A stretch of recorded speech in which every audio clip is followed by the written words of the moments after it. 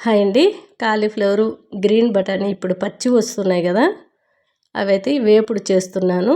కళాయిలోని cauliflower ముక్కలు, కొద్దిగా water, salt, rock salt వాడతాను నేను ఎక్కువ, లేదంటే రాళ్ళుప్పు, కొద్దిగా పసుపు వేసుకొని ఒక 5 నిమిషాలు ఉడికించి సైడ్కి తీసుకోవాలి. మనకి ఇది సైడ్ డిష్గా కానీ లేదంటే రోటీ రైస్లో తినడానికి చాలా బాగుంటుంది.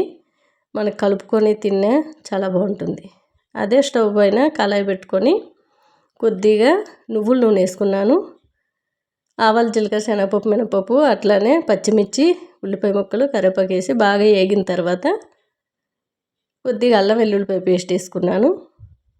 గ్రీన్ బటానీ వేసి బాగా 2-3 సార్లు కలిపేసుకొని స్టవ్ మీడియంలో పెట్టి వేపుకోవాలి. చాలా టేస్ట్గా ఉంటుంది. ఉడికించి సైడ్కి తీసుకున్న కాలీఫ్లవర్ కూడా వేసేసి బాగా కలిపి ఒక చిటికెడంతా రాక్ సాల్ట్ వేసుకుంటున్నాను.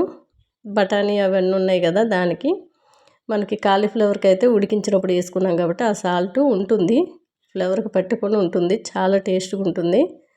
లేదు మనం వేసుకోకుండా నడుస్తుంది. చాలామంది ఉప్పు చాలా తక్కువ తింటారు, అలాంటి వాళ్ళకి అలా కూడా నడుస్తుంది. ఒక చిటికెడంతా రాక్ సాల్ట్ వేసుకున్నాను. కొద్దిగా కాశ్మీరీ చిల్లీ పౌడర్ వేసుకున్నాను. ధనియాలు, జీలకర్ర వేయించి పొడి చేసుకున్న పొడి వేసుకున్నాను 1 స్పూను. బాగా కలిపేసుకొని మూత పెట్టుకుంటే మనకి ఆ ఫ్లేవర్కి, ఆ బఠానీలకి ఈ కారం, ఈ సాల్ట్ పట్టి చాలా టేస్ట్గా ఉంటుంది. 2-3 సార్లు మధ్యలో కలిపేసుకోవాలి మూత పెట్టి.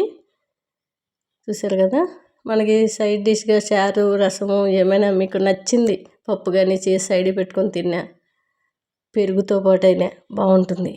టేస్ట్ అయితే చాలా టేస్ట్గా ఉందండి. నాకైతే కాలీఫ్లవర్ కర్రీ ఫ్రై చాలా ఇష్టం.